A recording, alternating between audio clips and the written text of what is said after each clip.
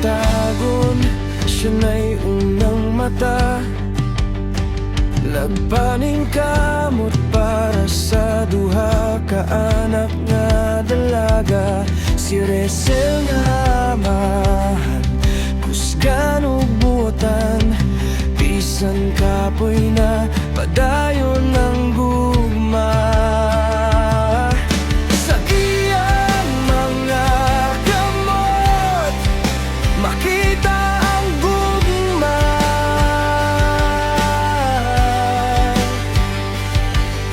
Sa iyang paningkamot walay kapareha.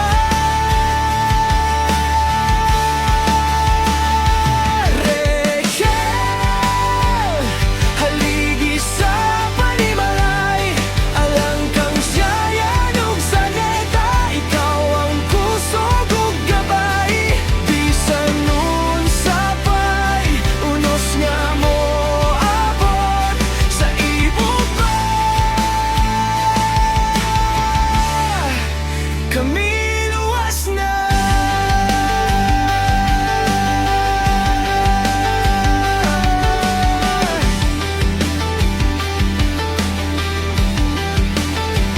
Sisan magdanggo, taas kayong pangandoy.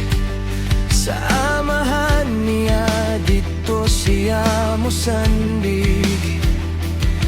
Si Zaneta malumo, puno sa gugma. Sa kiliran ni Papa malinawon ang kalibutan. Dili man perpekto, pero tinuod ang kasing-kasing. Matag sakripisyo, dili masukod ang bilis.